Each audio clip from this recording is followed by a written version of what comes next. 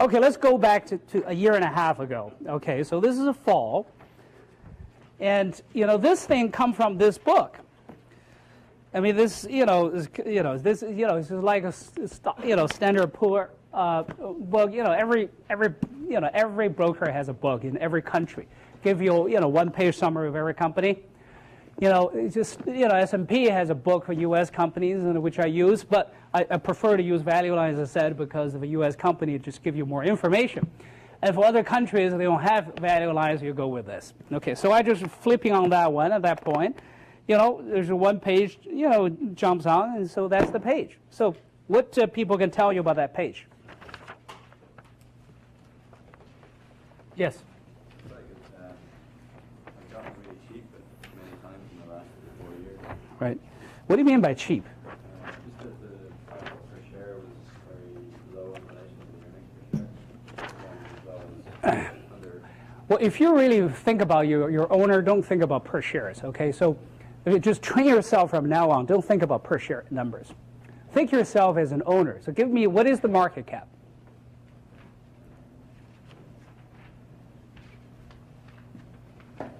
Come on, it's simple. Come on. And I thought you guys all did homework, did you? Anybody did homework?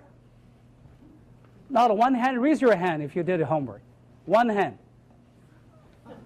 How the hell are you going to make in this business? One hand. You did it, John? Yeah. Good. Tell me, what is the market cap? I found that it's very difficult to understand the Korean company. Okay. Anybody else? It's very simple. What is the ratio between Korean won and dollar? What? Usually around about 1,000. Yes. Just divide by 1,000. So do that right now. What is the market cap? What? 87 million? Roughly about $12. Roughly about what? 5.5 million shares? How much is that? Don't use that one. Don't use, use your kind of, get used to, if you want to read a lot of company, there's a lot of a company in this one, okay? Each page should take no more than 5 minutes. And the only way to do that is don't use those calculators. Just get yourself into more of a mental little things. You can really look at those things, and immediately within 5 minutes, you get a pretty good summary of the basic financial data. So don't use all of that. Tell me the numbers. 5.5 million, okay? So $60-some million. Give or take 5-10 million doesn't kill you. What is their earnings last year?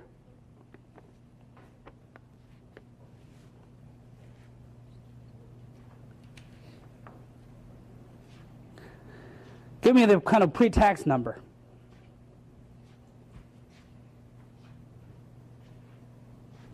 Come on, you guys. You're the Columbia Business School class. You're the elite. You expect to make $150,000 a base. What do we people pay you for? What? What? How much is that? Give me the pre-tax earning. How much is that? Pre-tax earning? Just read a few lines before. It's called, what is the net income?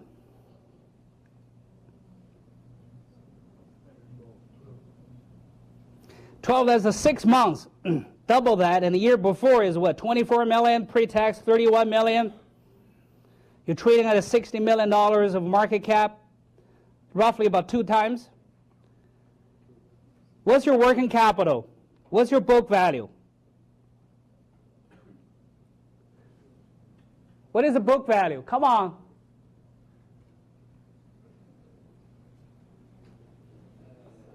Come on, you guys have work to do. This is not good, Bruce. I don't know what you're teaching them. I think they're still dividing by 1,000, right? Jesus. Come on. Divide by 1,000, that's 236 million. It's simple. $230 million in book, 60 million in market cap, 25 million net earnings, and 31 million pre-tax earnings. What is the constitution of the book value?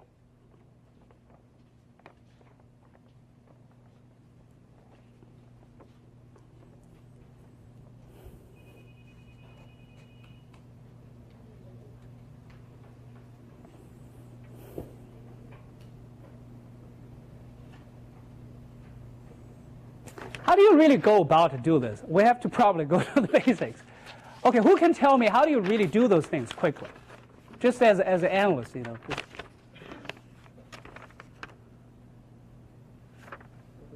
What do you say about it when people ask me, how do you really, within 5 minutes, tell me the basic sort of structure financially of this company? How do you go about, Chase? Tell me.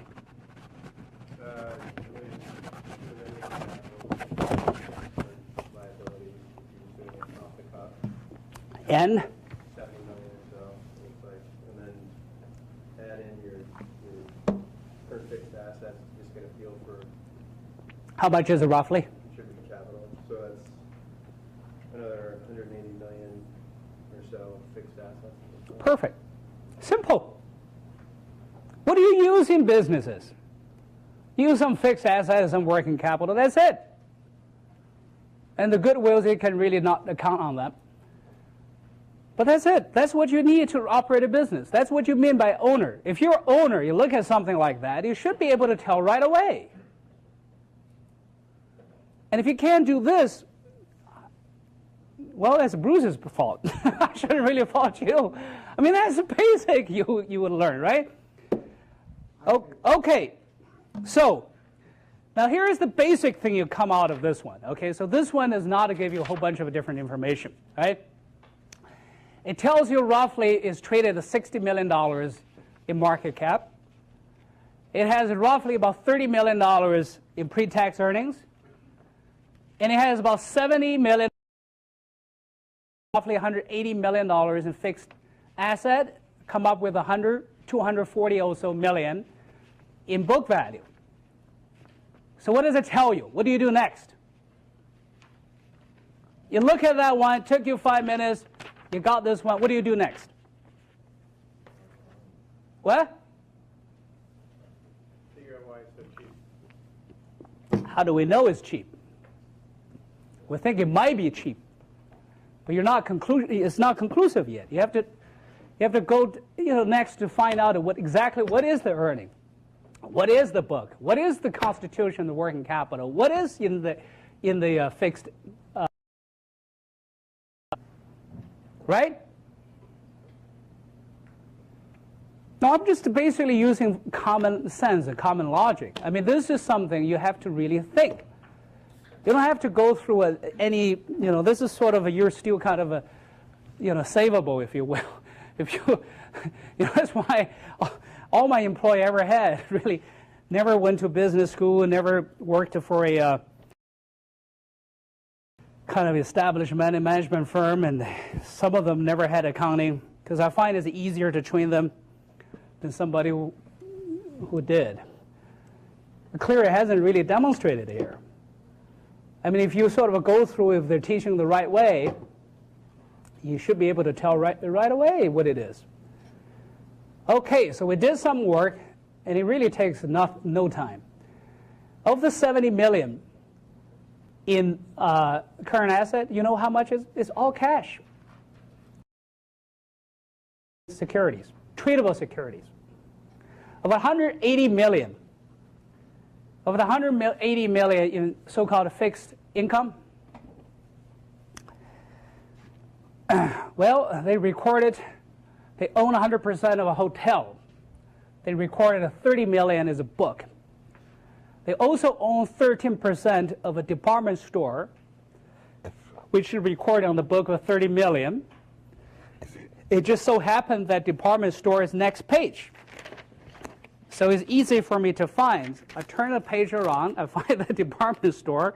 I discover it is roughly had a market cap of 600 million. So 13% roughly give me what? What? 80 million. Roughly 80 million. So the book really underestimated the value by another 50 million. And they also own 3 cable companies. mid-10 percentage. And they also rate a whole bunch of real estate. And next, I look at that department store. They look at, boy, it has exactly the same profile. They're trading roughly around the cash and security they own, about 2-3 times of their earnings, and they own a whole bunch of a different asset.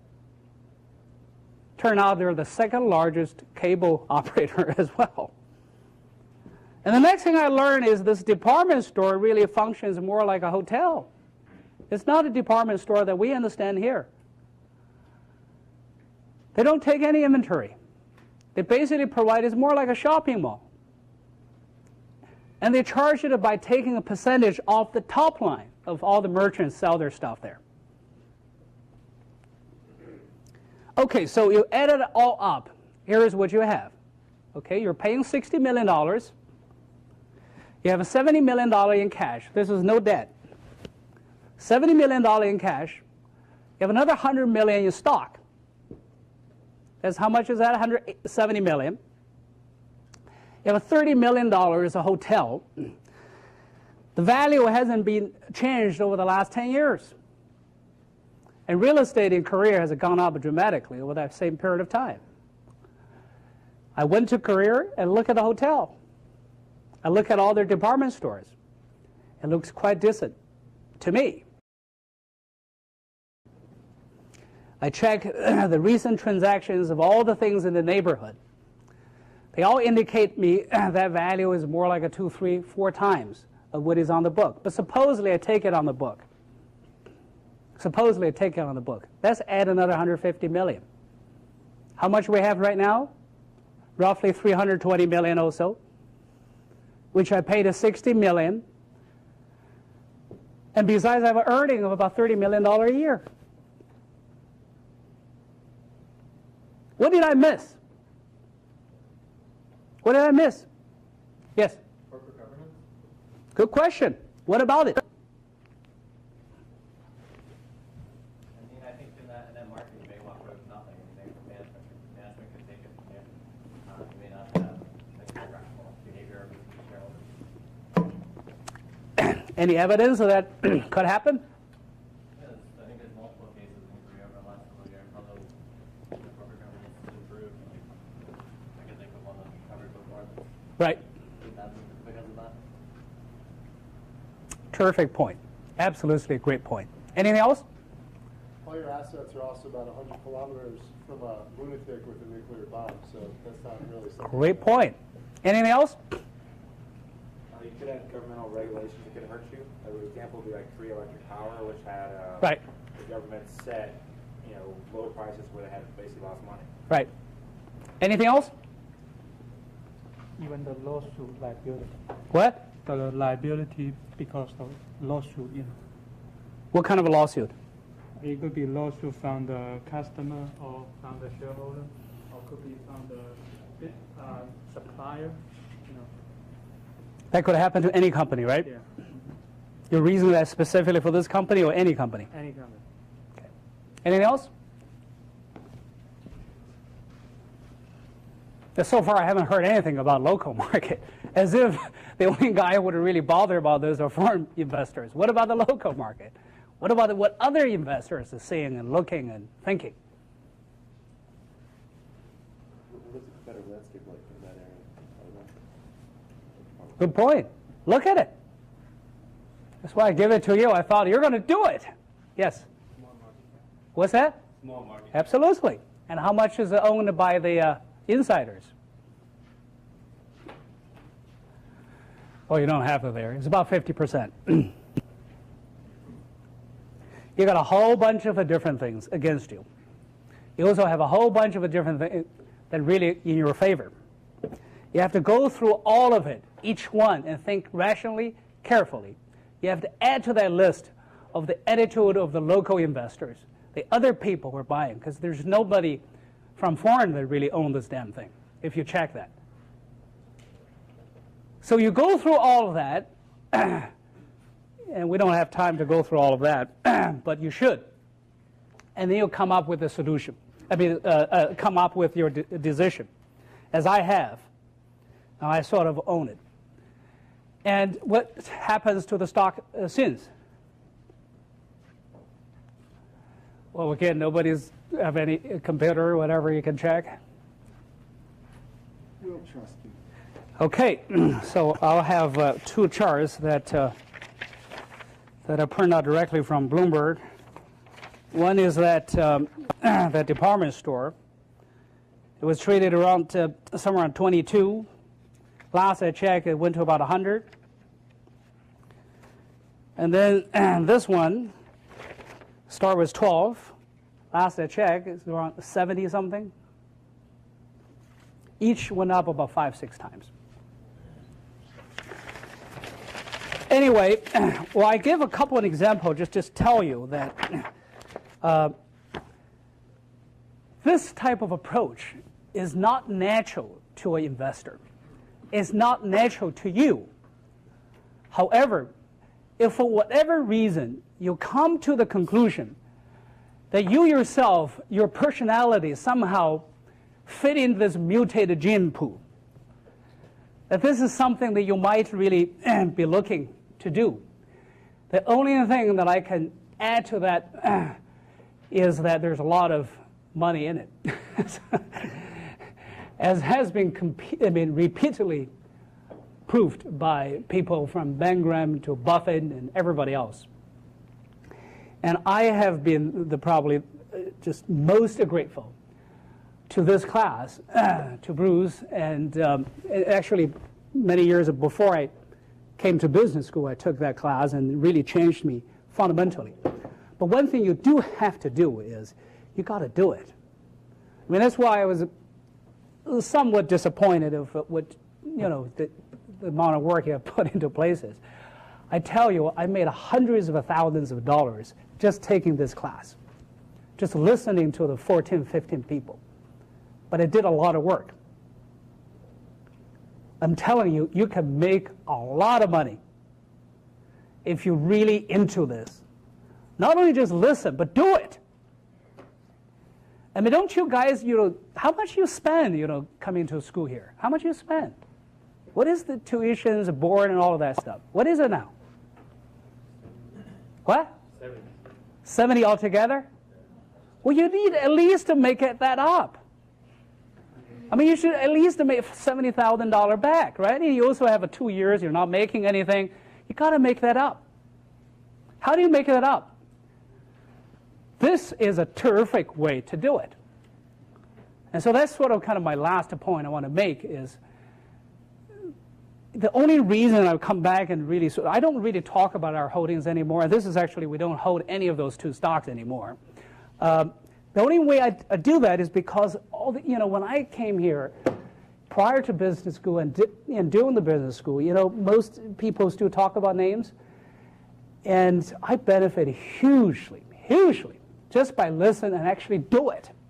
That's the difference. And then back then, that was more than, 10, 15 years ago. I made, roughly hundreds of thousands. In one stock, is more than 100,000. Back then, I think our cost was also a little bit lower than the 70, I think. I mean, it was, I can't remember what it was, but it was a lower. But that's who you're into this class for. This class is different from any other classes because there's no bullshit theory. All everybody's telling you is what works, And if they don't tell you that one, well, ask them. They should. Well, maybe they should, but I did. Okay, so that's you guys have a terrific opportunity. You'll be able to bid all the points that got into Bruce's class. And if you don't really use this thing, shame on you. You got to do it. I mean, those are things really, there's so much gold in it. That little pages, those little books, those value lines, all of them. You got to use it. You got to do it. I mean, you're young, you have energy, What to lose? There's nothing to lose.